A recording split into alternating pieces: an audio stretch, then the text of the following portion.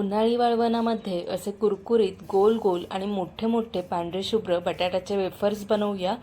सविस्तर रेसिपी मी चॅनलला अपलोड केलेली आहे, ज्याने तुमचे बटाट्याचे वेफर्स मस्त पांढरे शुभ्र आणि परफेक्ट तयार होतील। तर ती नक्की चॅनलला जाऊन चेक करा। 4 किलो प्रमाणात वर्षभरासाठी वेफर्स बनवतोय, त्यासाठी मी इथे 4 किलो गोल आणि मोठे असे बटाटे घेतलेले आहेत। बटाटा निवडताना बाजारात नवीन येणारा बटाटा मी घेतलेला आहे, म्हणजे पातळ सालीचा बटाटा घेतलाय। हा बटाटा आता आपल्याला स्वच्छ धुवून सोलून घ्यायचा आहे। सोलून झाल्यानंतर मी असे जाडजाड बटाट्याचे चिप्स पाडून घेतलेले आहेत। तुम्हाला जर पातळ हवे असतील तर तुम्ही तसे पाडून घ्या आणि हे चिप्स पाडताना ते पाण्यातच ठेवायचे, जेणेकरून काळे पडू नयेत। सगळे बटाट्याचे वेफर्स इथे मी तयार करून घेतलेले आहेत।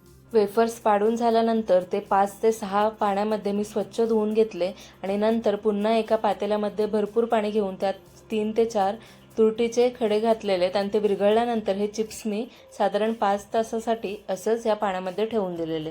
तुम्ही रात्रभर सुद्धा ठेवू शकता। 5 तासानंतर हे बटाट्याचे वेफर्स मस्त कडक झालेले आहेत। तुरटी घातल्यामुळे हे वेफर्स काळे पडत नाहीत। तुरटीच्या पाण्यातून सगळे वेफर्स काढून घ्यायचे आणि पुन्हा 4-5 पाण्यामध्ये स्वच्छ धुवून घ्यायचे। त्यानंतर एका मोठ्या पातेल्यामध्ये वेफर्स बुडतील इतकं पाणी गरम करायला ठेवायचं। 4 किलो बटाट्यांसाठी पाण्यामध्ये 4 मोठे चमचे मीठ घालायचं आणि झाकण देऊन पाण्याला उकळी काढून घ्यायची। पाण्याला उकळी आल्यानंतर हे सगळे वेफर्स पाण्यामध्ये घालायचं आणि साधारण 50% शिजवून घ्यायचे, म्हणजे बटाटा फक्त नखाने तुटला पाहिजे, मॅश व्हायला नको इतकं हे बटाटा शिजवून घ्यायचं। आणि पटापट एका चाळणीवर हा बटाटा काढून त्यात पटकन साधं पाणी घालायचं, म्हणजे वाफेने बटाटा जास्त शिजणार नाही।